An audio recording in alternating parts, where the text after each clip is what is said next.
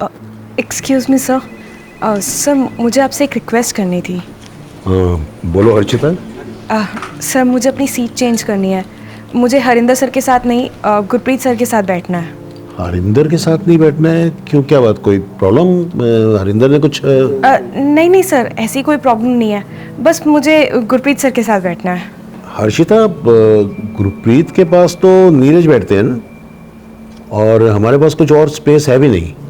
So I wonder. Sir अगर आप Neeraj sir से कहेंगे तो शायद वो सीट चेंज कर लें। You should ask this thing, ये आपको पूछना चाहिए नीरज जी से। इफ नीरज जी को कोई प्रॉब्लम नहीं है तो I don't have any problem. Neeraj sir. अरे हर्षिता, टेंशन मत लो, मैं समझ सकता हूँ, आज तुम्हारा पहला दिन है ना।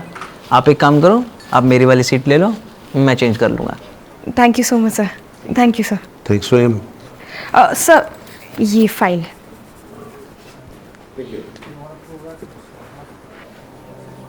एक्सक्यूज़ मी सर, मुझे आपसे कुछ बात करनी थी।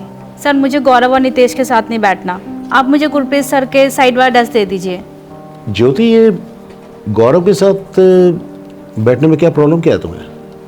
नहीं सर, कोई प्रॉब्लम नहीं है, बस आप मुझे सर के साइड वाला डेस्क दे दीजिए। सर मैं हैंडल करता हूँ सर। ज्योति, तुम एक काम करो, गुरप्रीत जी के साथ में ना रितेश बैठते हैं, तो तुम रितेश को बोलो, वो तुमसे एक्सचेंज कर लेगा। ठीक है। ये नीरज, ये क्या हो क्या रहा है ऑफिस में? मतलब ये हरिंदर के पास नहीं बैठना चाह रही हैं, गौरव के पास भी नहीं बैठना चाहिए, क्या तो ये लड़के कुछ है? हाँ नहीं सर, ऐसी कोई बात नहीं। गौरव और हरिंदर बहुत अच्छे लड़के हैं सर। बात ऐसी है सर कि ये दोनों लड़कियां अभी आज ही ज्वाइन हुई हैं। अब ये थोड़ा सा अनकंफर्टेबल फील कर रही हैं सबके साथ। और रही बात कि गुरप्रीत सर के साथ क्यों बैठना चाहती है सर, बात सीट की नहीं, बात है किरदार की। कुछ किरदार ऐसे होते हैं जो आपके दिलो दिमाग पर छप जाते हैं, जिन्हें आप भूल कर भी भुला नहीं सकते। और ऐसा ही एक किरदार है हरि सिंह नलवा।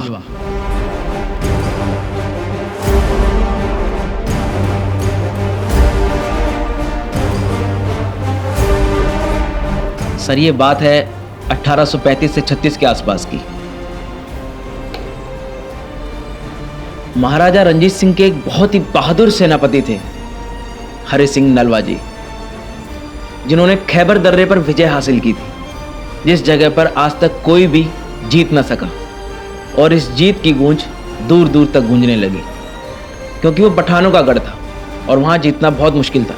लेकिन हरि सिंह नलवा जी ने यह कर दिखाया। इस जीत की गूंज इतनी दूर तक गूंजी कि एक पठानी कौम की महिला बीबी बानो उनसे इतनी प्रभावित हुई कि उन्होंने हरि सिंह नलवा जी से मिलने की इच्छा जाहिर की।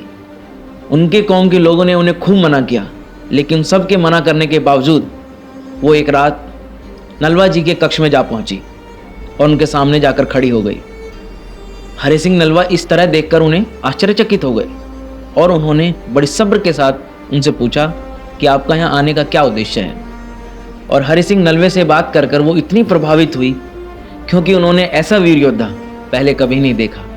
और बीबी बानो ने उनसे एक इच्छा जाहिर की कि मेरा पुत्र बिल्कुल आप जैसा हो, और हरि सिंह नलवे जी से ये कहा कि वो उनसे विवाह कर ले। तब हरि सिंह नलवा जी ने समझाया कि वो तो पहले से ही शादीशुदा है और ये सब संभव नहीं। लेकिन बीबी बानो ने बहुत जिद की। तब हरि सिंह नलवा जी ने उन्हें डांट कर वहाँ से जाने को कहा।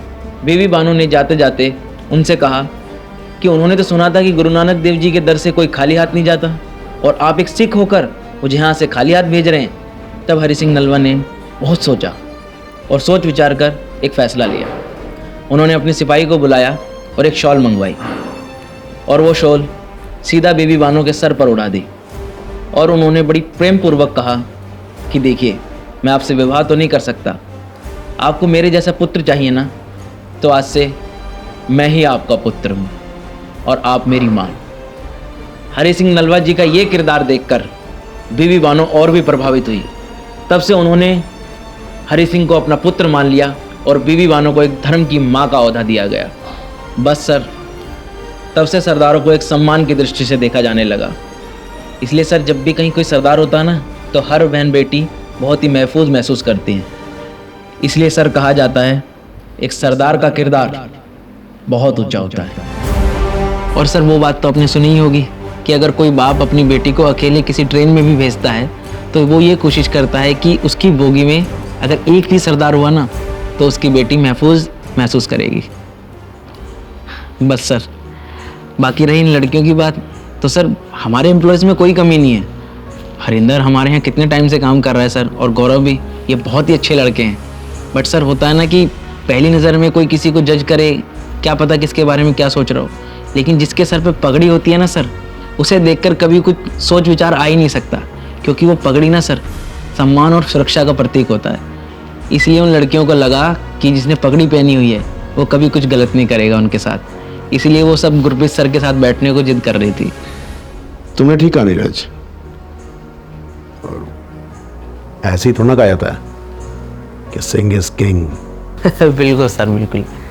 ठीक है, कोई दिक्कत नहीं है, और मैं उनकी फीलिंग्स की भी कदर करता हूँ। और वैसे भी मैं तो खुद ही चाहता हूँ कि हमारे हर एम्प्लॉयज़ जो हैं वो हर हिसाब से, हर लिहाज से वो कंफर्टेबल फील करें और सिक्योर फील करें। जी सर।